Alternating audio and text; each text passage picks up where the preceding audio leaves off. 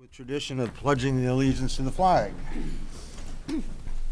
Pledge allegiance to the flag of the United States of America and to the republic for which it stands, one nation, under God, indivisible, with liberty and justice for all. Yeah. Just a couple of quick things before we get started here. Those of you in the public, if you haven't signed up yet, please sign in over on my right, so we have a record of who's in attendance.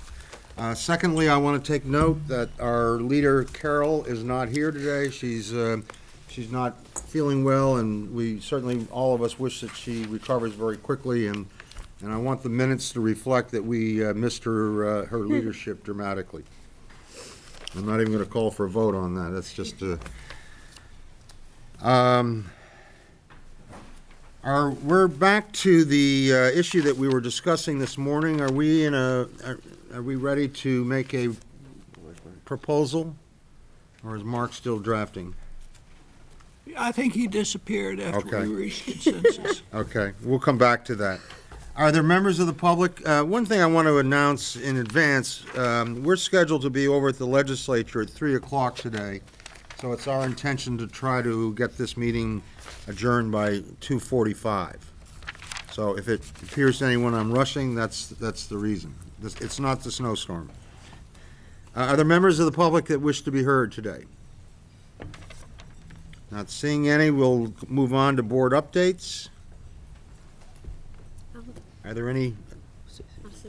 Stacy? I attended last month the Governor's Press Conference on Personalized Learning Plans, and Secretary Holcomb spoke, and the Governor, and a high school student, and I just want to say it was very exciting, and I was frankly thrilled to be a part of a state that really is prioritizing this kind of learning, and excited to represent the board at that press conference.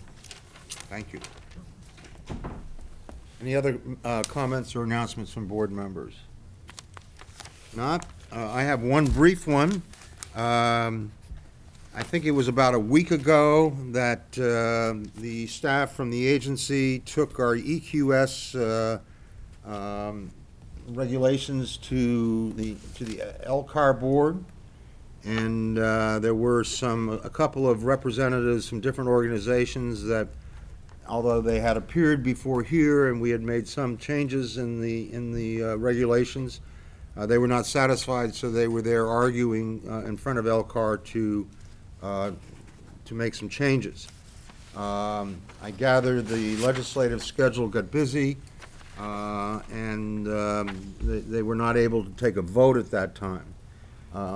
So as a consequence, Jill and staff from the agency has responded, and there's I don't know if you've all received it yet, but there's a memo that's gone back to the LCAR board. They're going to reappear in a week or two, and indications are that things will go through there quite smoothly when they reconvene. There just wasn't time to handle it all in the last meeting, so things are encouraging there. Committee reports. We've all been part of the, is there anything in addition from the governance committee that you wish to report, Mark? No, there really isn't. Bill, anything from the legislative? I think we did it. Okay. Speaking of which, Mark, do you have a proposal on how we might address the issues we discussed this morning, or should we wait a while? I think we should wait a while. Okay. Moving on to the Secretary's report. All right. Well, we discussed half of my report this morning when we handed out the NECAP scores earlier, and I tried to explain some of those changes that are taking place both in how we're reporting and how we're handling standardized tests. I wanted to also just bring to the board's attention some conversations that we're having internally around the Common Core, which, as you know, is something that the board has supported. What we're hearing is increased concern around the Common Core across the state, particularly in response to the notion that the test is coming. the Smarter Balanced Assessment, which we discussed again earlier this morning. And I just want to let the board know that we will be doing more public outreach and more conversations with different stakeholders, meeting people across the state, to really articulate our opinion that the Common Core is an aspirational document. It describes some ambitious goals that we have for students, but that we don't feel there's any replacement for professional judgment. I had been running around the state with my chocolate, offering it to anyone who could tell me what one of the standards meant, and I still haven't met anyone in a public meeting who could. So that is one of the high school standards. So we do think it presents a tremendous challenge to our teachers and to our students. We think that some of the shifts in the Common Core around critical thinking really are important for our students and have huge implications for our teachers as well. But we're also mindful that it's an imperfect document, and we expect our teachers to do what they've always done, which is exercise tremendous professional judgment around what is the best for their children in their classrooms. We know in our schools that we have kindergartners who come who can read chapter books. We know we have kindergartners who come who've never seen a book. And what those children need is fundamentally different, and we expect our Vermont teachers to continue to do what's right for kids. And we will be working very hard to help the general public understand that the Smarter Balanced Assessment is not the Common Core. It is simply a test, which we believe is a slightly better test than the kneecap test, but it is still a standardized test that audits some of the learning that some of our students have done, but it is not the Common Core, and we don't want our teachers teaching to the Smarter Balanced Assessment. We want them teaching to the whole breadth and range of critical outcomes for kids that are outlined in the education quality standards, as well as the full packet of standards that we've outlined for our children. And hopefully you will begin to see some of our rollout around those initiatives and those conversations in the next couple months. Great. Any questions of Rebecca? I just have Yes. So earlier, Armando talked about merging some of these documents and looking at Common Core and some of the math standards and putting them into one document. That should be on our website. Okay, that's easier. I think it went up today. Okay, great. Right. So that way it's easier for teachers to go through, not look through 4 or 5 different documents. That's right. Perfect. Thank you. Okay. And just to clarify, one other thing that's come up, and you may hear it as well with your constituents, we've had, I'm sorry, No, it's quite all right. but you're making me think of this. We've also had questions where people really feel the Common Core is a curriculum, and the other thing we'll be clarifying that it isn't a curriculum. It's a set of goals and aspirations, but the curriculum development is a local goal, and this goes back to, I think, Margaret's point earlier, that the people who are best qualified to make those decisions are the people in the classroom and in the local communities. And we have had some requests from the field, and we're trying to gauge how serious they are, and they're not widespread yet, but for the state to play some coordinating role around curriculum development. But we really feel that the development of that curriculum is a local prerogative in the state of Vermont, so that the common standards are the same, and we will support districts' efforts in developing a robust curriculum, but that is the role of the local communities. Thank you. Jill, legislative report?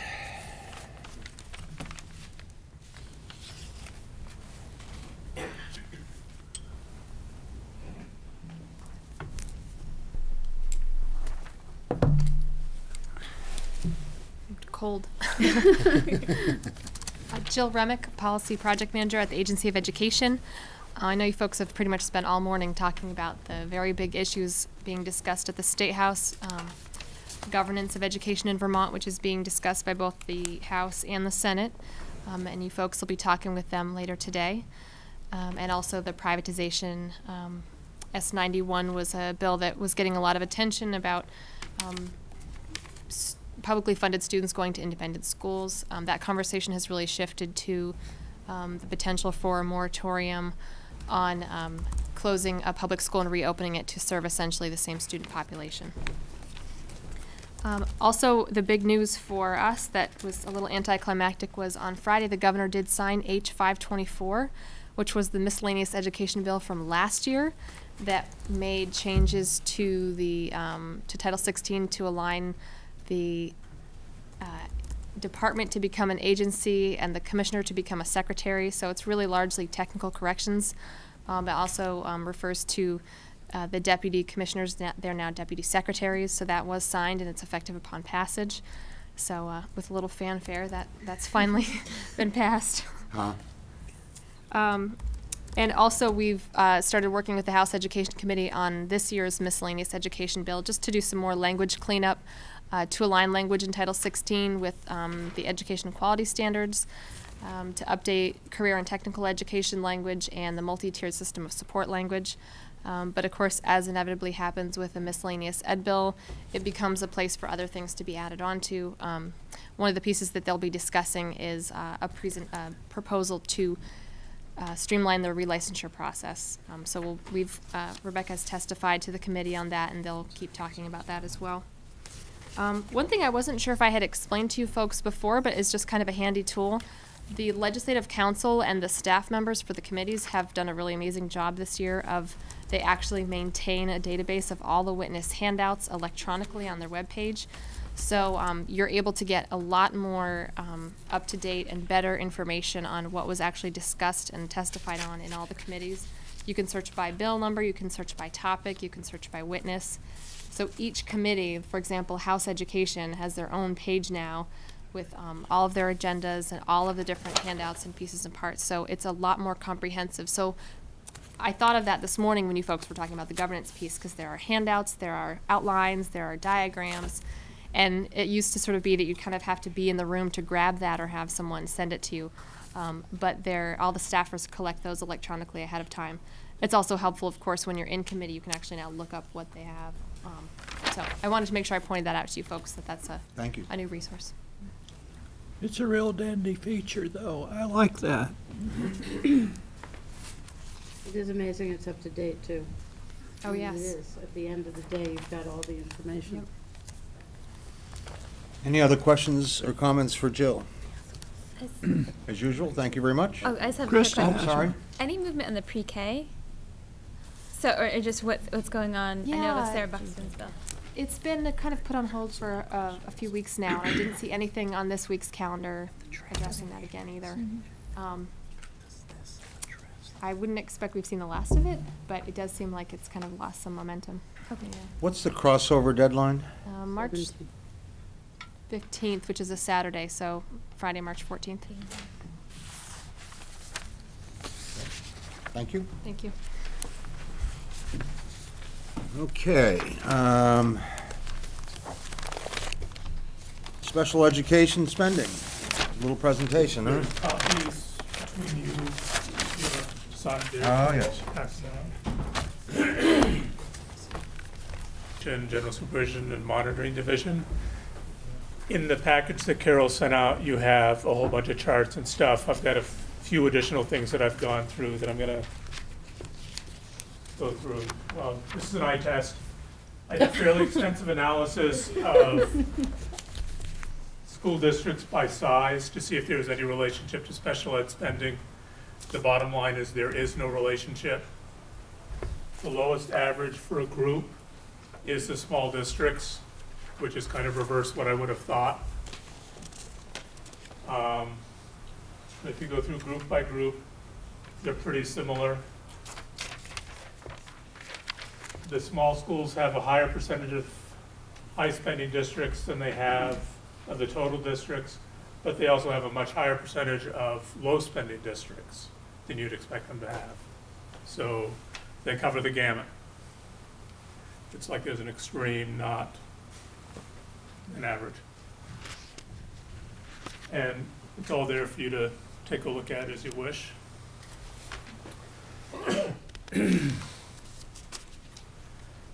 There's a scatter plot showing size versus spending. The small school designation is 100 students, ADM. So you can see there's really no relationship.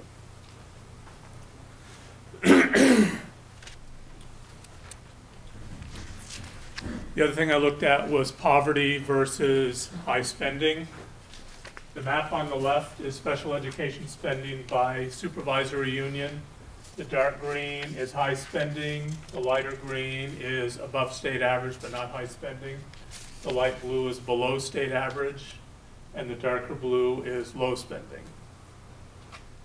The right chart is poverty. The dark green is above mean plus standard deviation. The lighter green is above average but below mean plus standard deviation. The lighter blue is below state average. And then the darker blue is below state average plus standard deviation. So it's just kind of keeping them on the same scale. So in Windham County, down here, you can kind of see a similar relationship between spending and poverty. Other areas of the state, you don't see it at all. We're sitting in Montpelier right now. That's the green spot in the middle. They're high spending, but they're very low poverty. Same thing with Grand Isle. They're high spending, but they're below state average for poverty. So the bottom line is, poverty isn't driving it. Schools district size is not driving special ed spending. What seems to be driving it is the variability of delivery of services around the state. Any comment? I mean, the Windham County area really stands out, northern Windham County. Yeah. Is there an explanation for that? No, they spend more. They've historically been high spending. We've been working with Windham Northeast from the time. Isn't that where that special ed school is? Curtin Hatton? Oh. Isn't Curtin Hatton in that? Yeah. It's in Saxon's River. Isn't that in that? That's probably square? in that area, yeah. There's other special ed schools in other places. Yeah. It's nice. And Austin is over there too. Austin is down in Brattleboro. All right, thank you. I've got, Curtin Hatton. that's the correlation between free and reduced lunch eligible and ADM. There basically is none. And this chart is something I think I've shown here before. I've updated it this year. This is actually based on last year's data.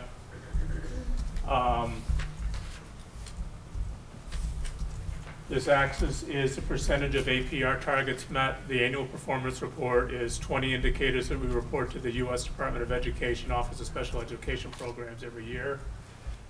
So this is just what percentage of indicators each SU met. This is whether below the middle line, they're below state average, above it, they're above state average. So you can see here, lower spending districts do better in delivery of services and measured by outcomes than high spending districts do. So this is kind of a sign of that variability that we were talking about. So we're using this in conjunction with other indicators to do targeted technical assistance to SUs in the coming year to try to improve their performance. That's it. You say your R square is 0.18? Yes. That's not real strong. No, it's not strong, but most of the things that I did are less than 0.1, like 0.0 something. Yeah, okay. So I know this is a very weak correlation, but it's about the strongest thing we have. Yeah, it looks like a scatter plot. Yep, it is.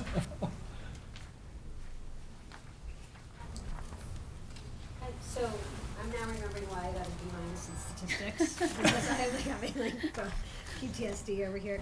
Can you just repeat the so the overall takeaway is that neither school district size nor poverty is driving the amount of special education, the rate of special education spending? Am I getting that correct? Okay, and then, Yes.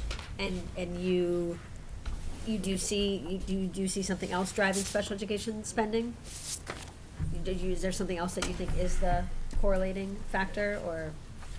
All we can come up with is just the variability of the service delivery models that SUs use. Okay, thank you. Is right.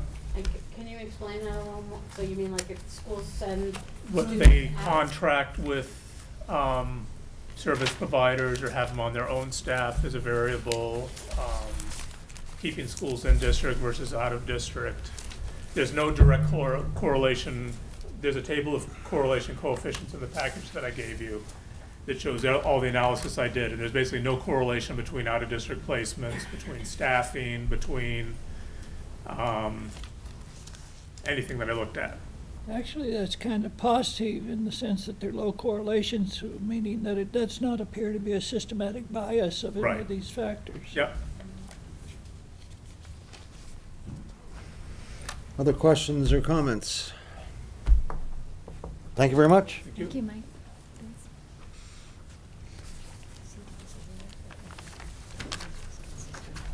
All right, we're on the consent agenda. Item I, is there a motion? This is a good time. Been moved to approve the consent agenda. Is there a second? Second. Second. Seconded by Stacy. Any discussion? If not, all those in favor say aye. Aye. Those opposed say no, and we've approved the consent agenda. Moving on to item J, status of current supervisory union studies. Rebecca. As you know, there is a number of supervisory unions that are currently engaged in studies. Hither up till now, the trigger has often been the retirement of a superintendent, and that opens up a study. I think I also, based on our own conversation this morning, you know that this is all now happening in the context of incredible volatility about what the future is and what districts should look like and what might be happening down the road in the legislature. In keeping all of this in mind and thinking about the ultimate priority that we all share of making sure that we provide the best continuous education for kids possible, I wanted to at least pose to the board the question of whether or not we should allow districts that are currently required to conduct studies on possible boundary changes to opt out of those studies now, given that that's not been something that they've been eager to do. It's something that we've pushed on them. It wouldn't preclude districts from looking for voluntary opportunities to collaborate or reform, perhaps outside of those boundary studies, as we think may be the case based on some of the feedback we've been receiving. But it would put them into a place where they could exercise some judgment about how to proceed. And I think my primary concern is reducing the instability and the turnover and the challenge that districts face as they try to fly the airplane while the legislature or other entities are trying to build the airplane. How do we preserve some kind of continuity and minimize disruption in the field? Because it's easy to have that conversation here, but this has a profound impact on people in schools who are trying to do the right thing for kids every day. And until we have a sense of where that's going, making this move today, I think it would allow the districts the capacity to take the role to make the best decisions that they see for their children, but do it mindful of some of the changes that might be coming down across the street, but not push them into a situation where they might have to go through two processes in a way that's disruptive and perhaps makes it difficult for them to continue to do the good work that they're trying to do for their children. But what's likely to happen between now and with these studies between now and the end of May, when we'll have some decision out of the legislature? I think you know as well as we do based on the past experience and the success of these studies. Questions, comments? Yes, Jean Marie. So we have that pending issue in Bethel, Rochester, et cetera. That's not one of the ones that's included in this. I think that that group was given a deadline. That's not one of the ones included in this particular proposal. I think one of the other things, just for context, one of the other things we are looking at in the context of this is that the indicator for needing a study might not be the retirement of a superintendent, and that just triggers a review within an existing set of boundaries, but it might not even be the appropriate criteria. When we talk about turnover, for example, we know it's not evenly distributed across the state. There are areas that are I think, systematically struggling more than others, and what we need to do is encourage sort of voluntary efforts at this point to find solutions that are viable within those areas. I think I couldn't agree more. I think one of the things the state board has said whenever we were faced with one of them is that while the intent was not to be what seemed arbitrary, it in fact looked arbitrary to the people who were subject to having people retire or leave or move, and that while we supported looking at the system, it really was not working the way we thought it would work. So I certainly support what you're saying. So as I understand it, if we were to approve the motion as recommended, it would allow these school districts to opt out.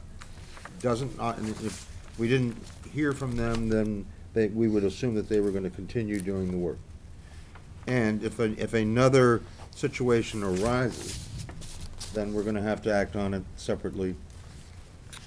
Now, let me see if I understand the set we're talking about. It's not the study that was required by 153 or whatever it was that everybody go through. It was those that were precipitated by the secretary and a superintendent change, and that's the only ones in the set. Mm-hmm. Okay. And I think our feeling is just that the retirement is not the right trigger for that kind of conversation, and that there are cases where clearly districts may need to do some examination of boundaries, but that this is an arbitrary criteria. So that'll be a change in policy as these, assuming nothing happens in the legislature, as these things come up, you're going to be looking at them differently than they've been looked at in the past. Right. Can I say I'm very supportive of this?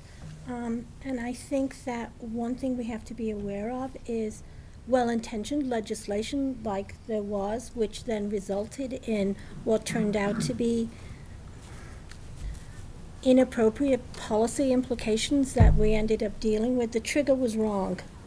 So we have to really be aware of that when we talk about things like our earlier conversation, that well-intentioned actions can, because we're all different, our centralized solution is not necessary, which makes sense at certain levels, doesn't necessarily make sense at the local level. And how it's triggered is really important, and I'm fully supportive of having this happen. Which doesn't mean, and one of the things we are doing internally is looking at what might be better indicators. What For might be example, if better. you're a district that's had 3 superintendents in Yes. 3 years, then I think we need to sit down and have a hard conversation about long-term, what's a viable plan I that brings agree. some stability in. Yeah. Okay, is there other questions, comments? Is there a motion? So moved. Second. Bill has moved and Sean Marie has seconded that the state board approve the recommended action under item J. All in favor, say aye. Aye. Those opposed, say no. The ayes have it, and it's been approved.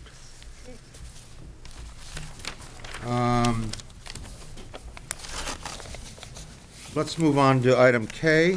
The supervisor union change in Plymouth Town School District. Vaughn, you want to give us, Vaughn and Bill, give us a, Well, we'll open it up, we'll introduce it, and then let whoever wants to come.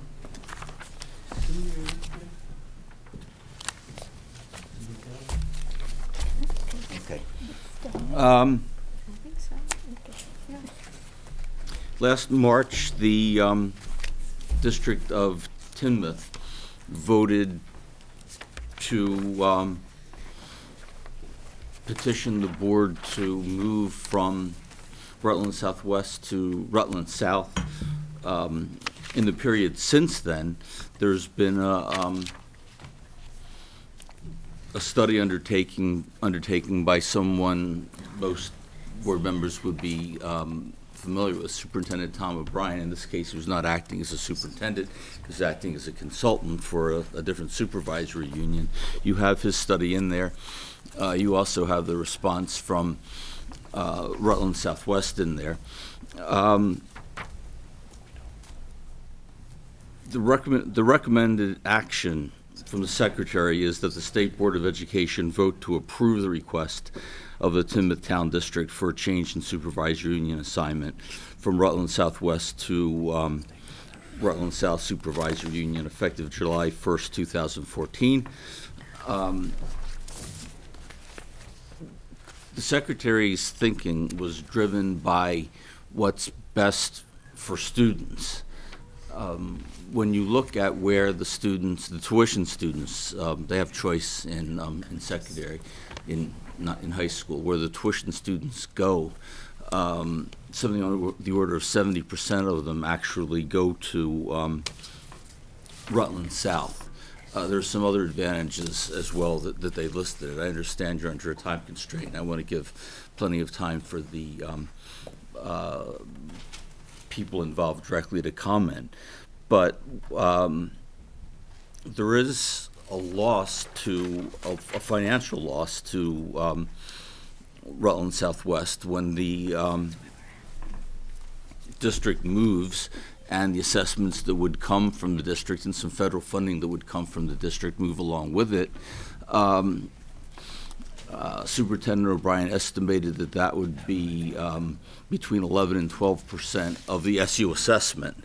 And his estimate was it was approximately $90 per student. Now, I spoke with him on the phone. He was unable to be here today. When I looked through, it seemed as though he had found very, very minimal savings that Rutland Southwest would gain from no longer needing to provide services for one of its LEAs, and he agreed. He said he'd deliberately taken a conservative approach, and that the number he came up with was at the conservative end. So when we put those things together, his recommendation that it was not a large amount of money, the fact that it appeared that it would be much easier to have a consistent curriculum when the district school was preparing inside a supervisory union for a high school inside the supervisory union. It was the decision of the secretary that to ask you to approve the petition. Thank you. Bill, do you have anything? Just a quick summary for you. The Rutland Southwest SU is concerned if this takes place, Timoth will be leaving them, and they cite their reasons. Rutland South has agreed to accept them. Timoth is a K-12 district that operates a K-6 school, and they pay tuition for their secondary students, about 70% of whom go to Mill River Union High School. So this is kind of just one of the many different stories that build the question the legislature is talking about today regarding governance. Bill? Any bonded indebtedness on the part of Timoth involved? There was none mentioned in the report. So we don't think there's any capital construction or old debts hanging around? Okay, thank you. If they are, I They would presume stay with stay with Timoth. Timoth. Regardless, they would stay with stay. Timoth. This is just It's just a movement. district moving into an SU, we're not forming a new district. I would have thought so, but I just wanted Yes. to be clear. Sean Marie?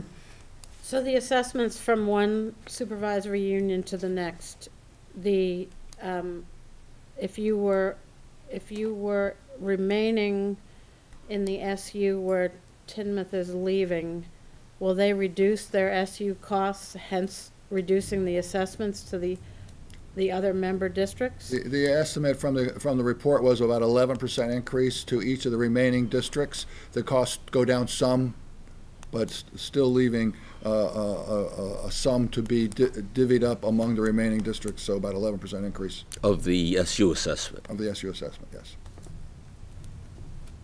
Where do the high school kids go besides, what proportions go to what schools? Let me dig that up, I'm sorry, I should have it. 70% to Mill River. Yes. Right, and then the others knew the are, 70% the next is Long Trail, 11.8.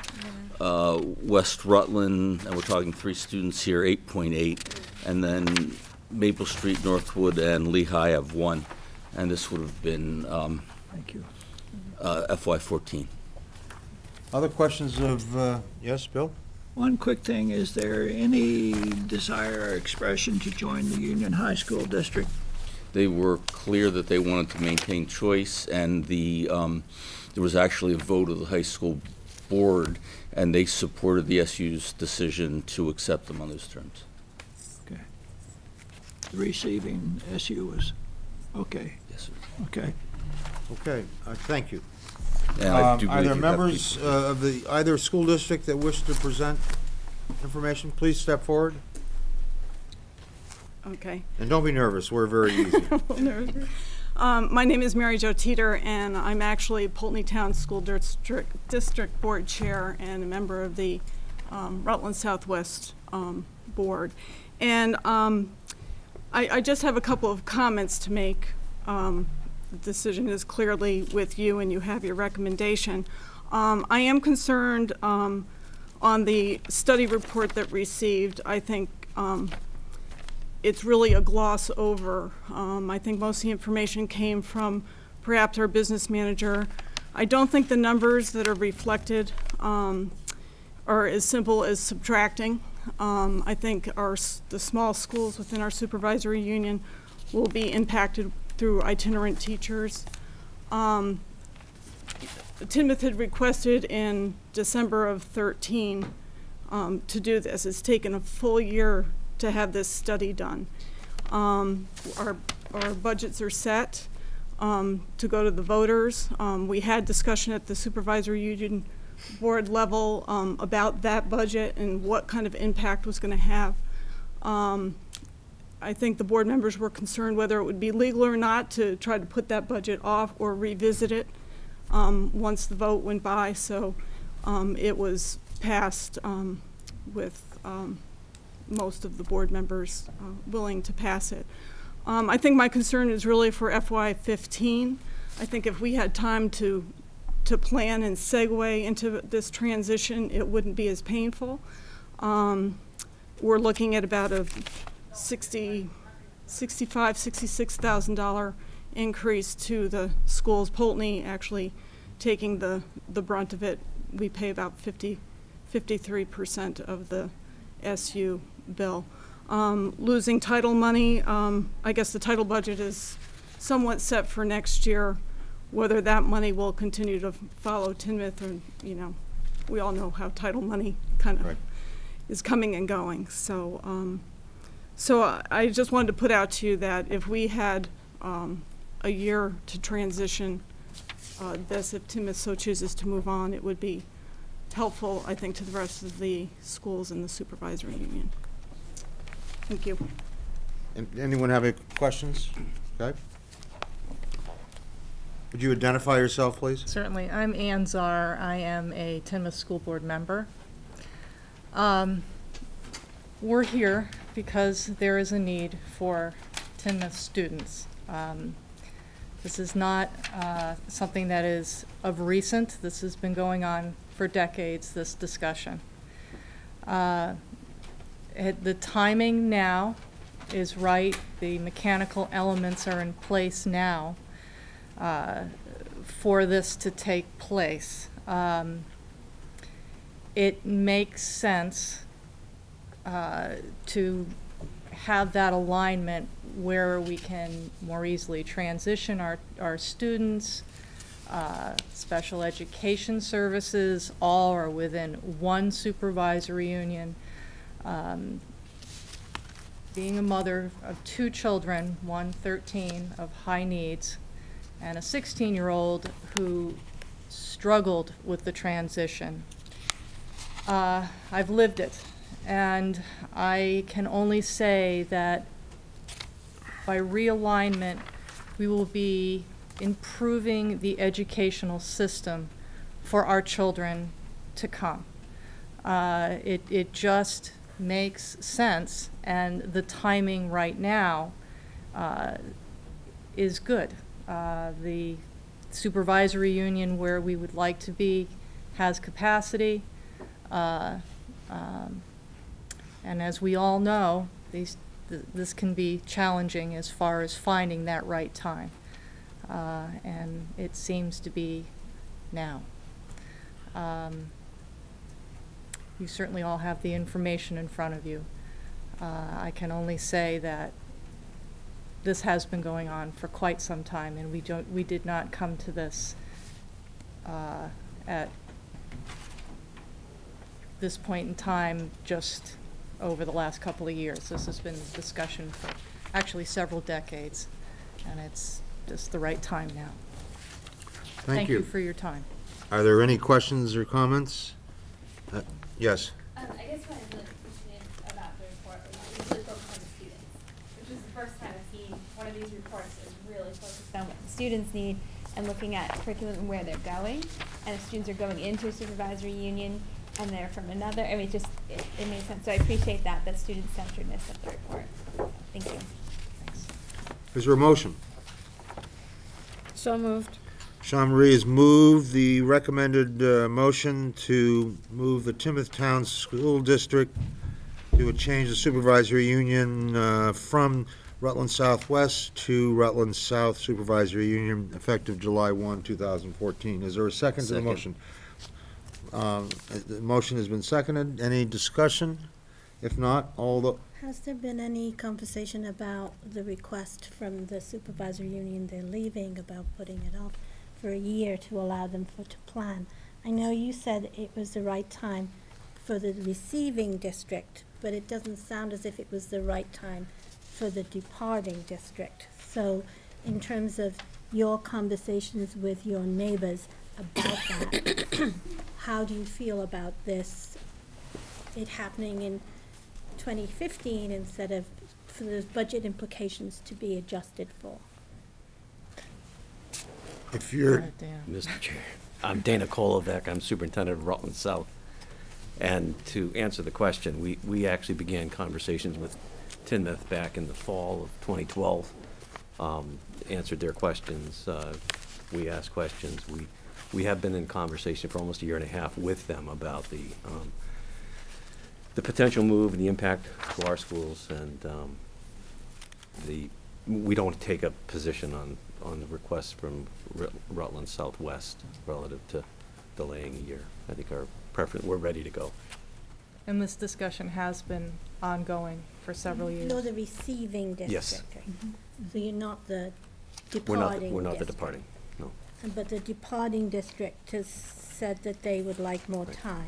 so would you like to call that witness back, Margaret? Is that what you'd like? Yeah, I just want to know. Could you come back up to the table, please? About that. Is this the superintendent?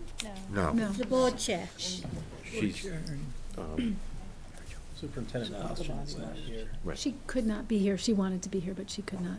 So you're saying that you can understand Tinmouth's decision, that's Tinmouth's decision, and that you've been working together in this collaborative of a supervisory union for a number of years, and that for you to accommodate this, you would benefit from an extra year. Is that what you're saying? Yes, and we would. And the impact is not so much through their secondary school students.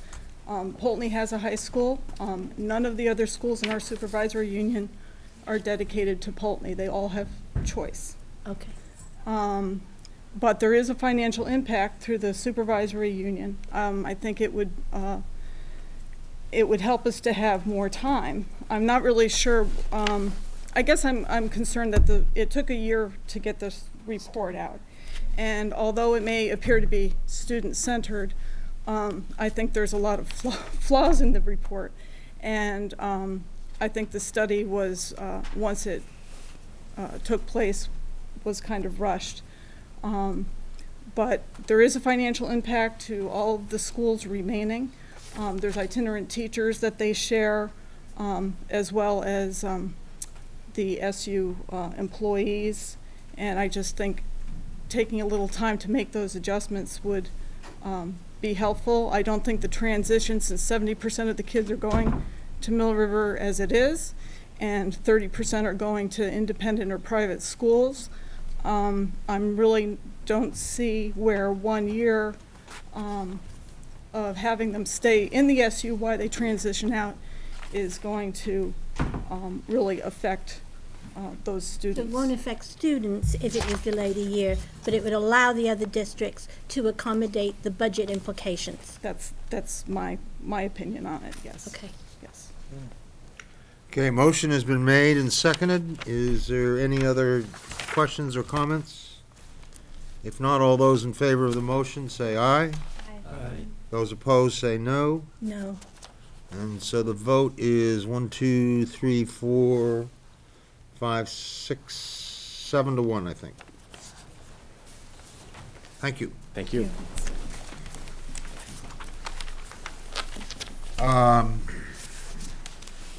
We're back to the product of the work session this morning. Do we have something? You want to take a short break? We can take a crack at this if you'd like. Okay. Mark, want me to read it? Okay.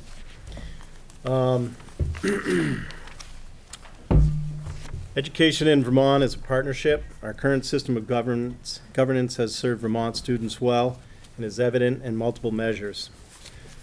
The board has outlined our top priorities. One priority is asking the question, what is the optimal governance structure to provide equity of opportunity for all Vermont students? We've begun this conversation, and that's where it is. Is that? Well, Want to read it again? let me give you my quick reaction. If I Sure. was sitting on the House or Senate Education Committee, I'd say, what the hell is that all about? I didn't say anything. Yeah. Yeah.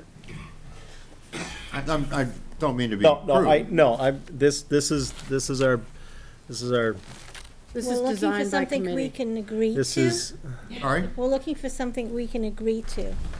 And if you think it's better for us to not agree to anything, then we can go there with different opinions, or we can agree to something.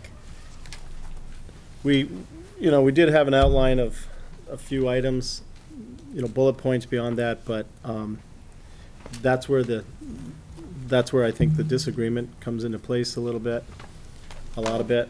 I guess, to serve our function as board members, if there's a majority of people that feel in one sense, and certainly I think we've allowed, and I think historically I've allowed plenty of opportunity for people to disagree.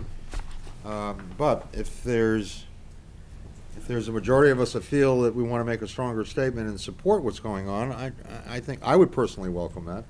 I wish we could do it with a unanimous vote, but if it's not there, it's not there. Stacy. I agree, Stephen, with what you're saying. I think last night at least went home with the thought that it was really important for us to make a decision or a statement as a board. Given where the conversation is, I would much rather us have, kind of as Peter encourages us to, an honest dialogue so that maybe they could see, rather than us coming in with a sweeping statement that's so broad that doesn't really lend real support, to come in with, we are very engaged in this conversation, we want to let the positives come out, but also here are what our concerns, or some board members' concerns are, and be less concerned about a unified statement and more concerned about really exercising our participation in the I meant process. to start this discussion by saying, yes, Bill and I are expected to be there this afternoon, but if others wish to go, you're more than welcome to go, and I'm sure you could express yourself if Bill or I didn't express your thoughts. Of course. But just to be clear on that. Well, there's been a proposal. It wasn't actually a motion, but it was a proposal. Are we comfortable with that, or do we want to? I'd like to talk about it a little bit Okay. more. I think we could probably go a little bit further in terms of that and say that we see this as a process of dialogue that's just beginning. We've only looked at this, or it was just put on the table for us this morning.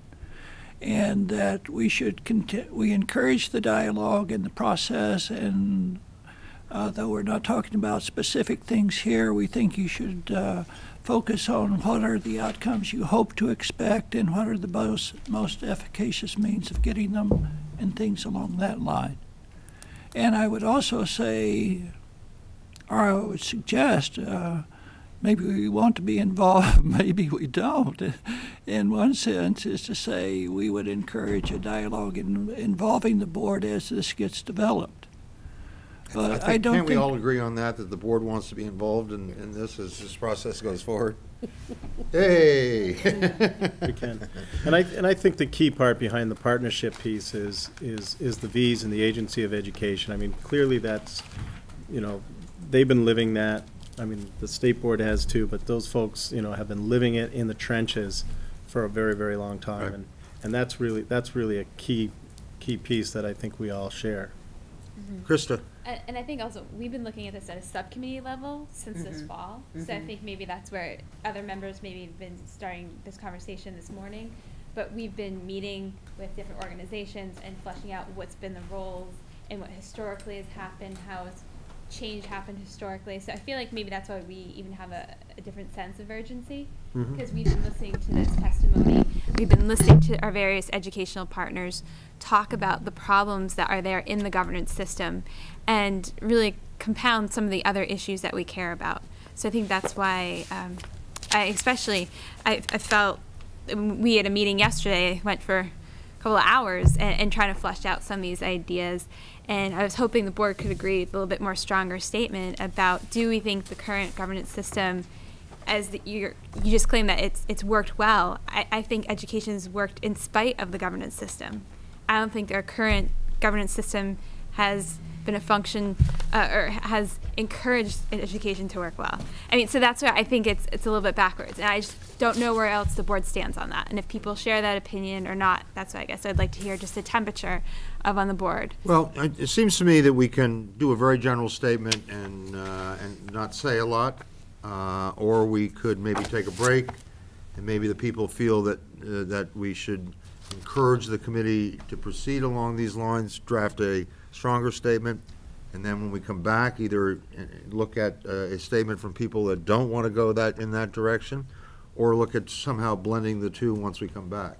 I know you've all worked very hard in the last 3 hours in trying to come up with a joint statement, but I'm not sure it fairly addresses some of the sentiment on the board.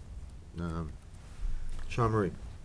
So, one of the things that Krista just said is that they've heard a lot from the people they've had come before the committee, and the urgency, or the, did you say crisis or urgency? A little bit of both. And so, you know, I personally couldn't support that statement. It's too darn wishy-washy for me to agree to. It says nothing. It says, and I don't necessarily agree that things have done well. I think things have done well someplace and not others. Again, it's a general never say never statement. So I would personally prefer, life is not always unanimous. So I would rather we get something that the majority feel is important, especially since the committee has heard from the very people who are telling you that it's urgent or there's a crisis. We have not been privy to that. So if that's what you've been told, but some members don't agree, people can disagree. So what I propose is that we take a short break. Maybe the two people that have been doing this with the committee, you draft a statement. Certainly show it to people that might not agree with it, so they're aware of it, so they could make some proposed changes when we come back, or they could come back with their own draft. I'm looking for a way to try to accommodate, you know. I think we concur on the break business. All right. 10 minutes. 10 minutes after 2, we're back. I understand that we have a motion. We do indeed. Yes, yes. So. And I think is this Lachlan's first motion? Yeah. He's very excited. Yeah. I might take note of that in the minutes. That he was excited. The State Board of Education supports reform efforts within the Vermont governance system to ensure equity of opportunity for all students. Furthermore, the State Board of Education seeks to have a role in this discussion. That was in the form of motion? That was a motion. Needs a second. It's been seconded by Mark. Discussion. Sean Marie. It's better. But I think if this board is going to be a policy-making board and we want any leverage or validity, I think we have to be a little more, we have to take a little more of a stand. That's my Any 2 suggestions? cents. What would you suggest? Show her the motion. Well, what I would suggest is that we support some kind of change. That's a little vague. Well, I think the main concern that we had was that, you know, we're discussing something that's in one phase now, and next week, May. right, but we're not supporting, you know, I think, I think Bill and Margaret feel that there doesn't need to be a change. Oh, I think there should be a change. My thought on it is that it needs to be a rational change, and it needs to be rationally developed, that's all. Yeah, me too. And if we put in a statement that said that we encourage this conversation based on good problem solving and rational explanations that would in fact achieve certain ends, such as saving money. Both of you are educators, and we know education takes a really long time to make movement. And the legislature gets voted in every 2 years, and the governor every 2 years, and I think people are really ready to make a change. You see, if you go back to the foundation of this state board, which goes back to 1914 in its current thing, it was the state board was to be the rational people despite the political process. And if you look at the Carnegie report, it says just about exactly that. As political winds come and go, you need to have a state board of education with an eye single to the good of education and who will make recommendations to do so. And so I'm simply suggesting we follow that charge. Krista? Just to comment on the proposal at hand, I mean, I would see supporting a K through 12 systems, like looking at education from K through 12.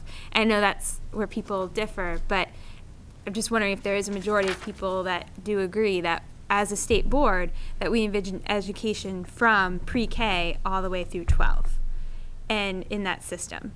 And is that the reform we're looking for? Because I would support that, because right now supervisory unions are all over the board, and I feel like we need to give our Vermont students a vision. And where do we want to see them go? And I think a great example, Timothy, that was just here. That's why they wanted to switch, because they wanted this vision. They were seeing the problems of that. They were transitioning from one supervisory union with one vision, going to a high school with another vision, and so it's hard for students, and I see that as a teacher even. When I work within the South Burlington School District, but then students are coming from other districts that have other visions, and then students, they didn't have the same opportunities, we didn't expect the same things, they come into school and they struggle. And so I think having a clear vision and a larger view, I support that, and just wondering if other board members do too. And is that change that we want to see, or just this ominous change? Do you want to? I would support a vision of a K-12 system statewide, that we have a K-12 definition of what equitable opportunity looks like, and we have some of that already in the school quality standards that we are doing. I don't think K-12 system locally, in some places that makes sense, in some places that's not the current reality, and that may not be what they want. So I think that we have to be open to, they all look different right now. So one-size-fits-all solution isn't necessarily the solution to the problem. If we get the problem defined, is the problem equity? Is the problem leadership crisis? I mean, what is it that this is for? And then what are the solutions? And what can be centralized and what can be decentralized to make it a more seamless system for students and more equitable outcomes for students? That's a big thing to discuss. That's a complex thing. I think jumping to a solution is, we don't have the research behind it to know which would be the way to go. At least I haven't seen it yet. I mean, I'm all for the conversation. Just adding to that is, it's just simply asking the legislature to use the scientific problem-solving process, which is something we teach the students, which is define your problems and then come up with hypotheses, test them out, and then see which one are the best and adopt accordingly. And I think we should really encourage that process, but what I see now is a great deal of political momentum and turmoil, which isn't necessarily well thought. Yeah.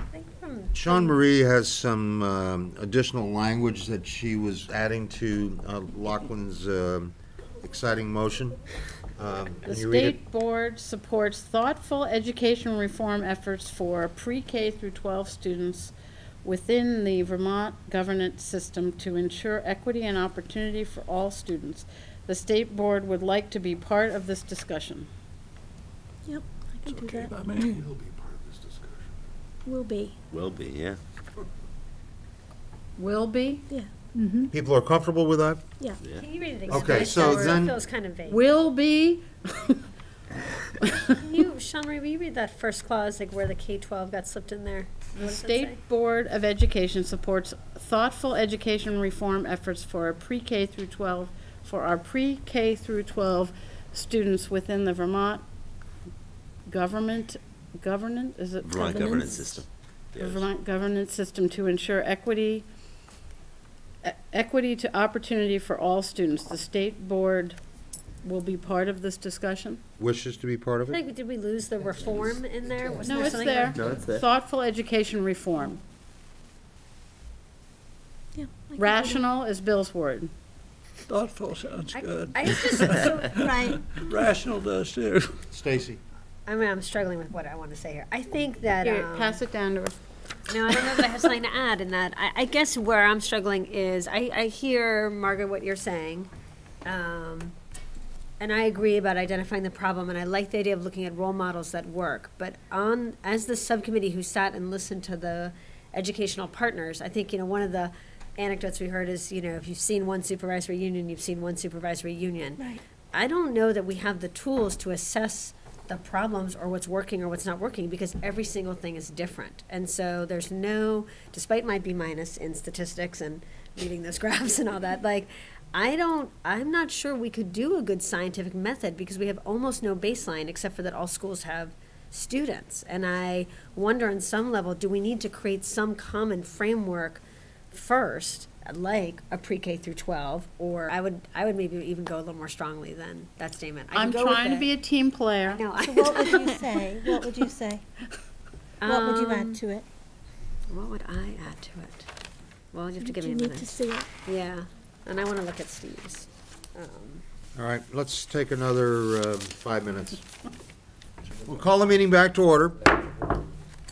We're back in session on February 18th and discussing the State Board of Education's position in reference to some current legislation. We have a motion on the floor, and I understand Lachlan wants to withdraw the motion. Indeed. And who seconded the motion? Mark seconded, so the motion has been withdrawn.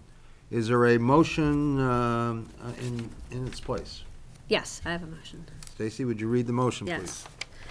The State Board of Education supports thoughtful reform efforts of Vermont education governance system. We have huge variability in performance across the state, and the State Board of Education is concerned about equity for all Vermont students. We need to create instruments that allow for cohesive delivery systems while also giving tools to local communities to make good decisions. The State Board of Education supports this initial discussion of pre-K through 12 systems as a possible instrument for reform, and we look forward to playing a major role in policy development. Is there a second to that motion? Second. Lachlan seconds We're it. gonna jump in and do it. Please hold now. Are there discussions? You want to read the sure. I'll motion? buy it. Anne Marie? Well, did somebody read it out loud? Yes. Well, Go ahead, want me to try read it again? a second time, Okay. please. The State Board of Education supports thoughtful reform efforts of Vermont's education governance system. We have huge variability in performance across the state, and the State Board of Education is concerned about equity for all Vermont students. We need to create instruments that allow for cohesive delivery systems while also giving tools to local communities to make good decisions. The State Board of Education supports this initial discussion of pre-K through 12 systems as a possible instrument for reform, and we look forward to playing a major role in policy development.